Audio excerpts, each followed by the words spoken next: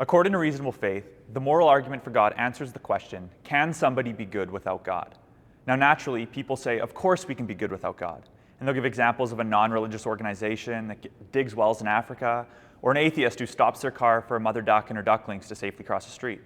However, the question isn't, can someone be good without believing in God?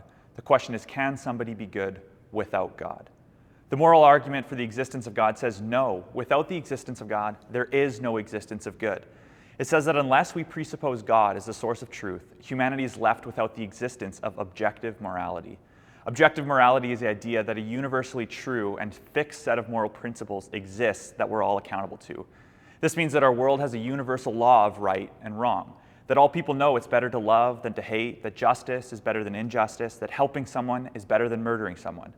According to the moral argument, it's God's very nature that sets the reference point for objective moral values.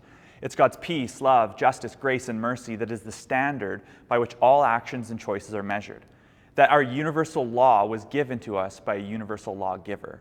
So we all have this sense that justice is the good and right thing to do because the God who created the world is just. We all know mercy, grace, love are objectively good things because God created the world according to his mercy, grace, and love.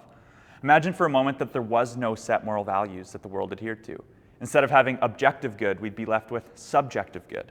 This means that a subject, not an object, defines truth. The truth is determined by an individual, not a principle that applies to all people. Subjective truth would be like me saying I like dogs and you saying you like cats.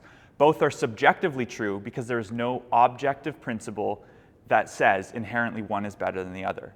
However, when it comes to morality, this is what postmodernism believes, that there's no fixed principle of right and wrong. Instead, good and bad are subjective unless left to the individual to define. So something might be good for you, but it doesn't mean that it's good for me. Objective good simply does not exist. This postmodern worldview implies that there is no basis to say that rape, murder, human sacrifice, stealing, lying, cheating are wrong in any real way. Someone might feel they're wrong, but that's just an opinion among many. Consider the worldview of Charles Darwin for a moment.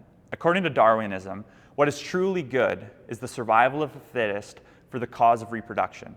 A true Darwinian worldview celebrates actions that elevate one person, family, or group over another no matter the cost. A consistent Darwinianist could not say that it's truly wrong for a strong man to plunder the home of a weaker man, or a strong nation to commit genocide against a weaker nation. Why? Because objective moral values do not exist.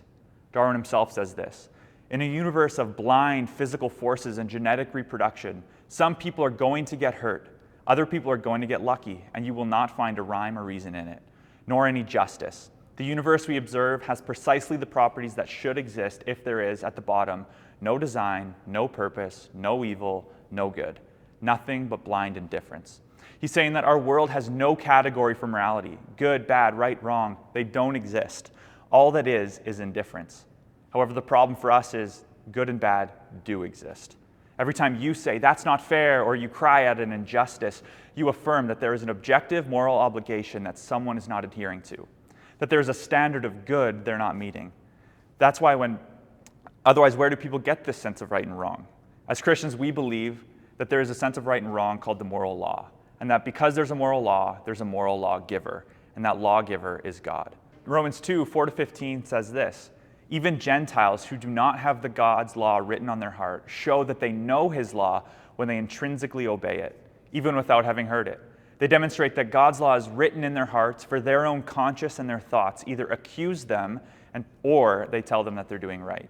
So every time you think to yourself, that's not right, or you see something truly evil and you say it should not be this way, you are affirming that there is a standard of good in this world that should be met. And when anyone acknowledges that there is a standard of good in this world that should be met, they are affirming the existence of God.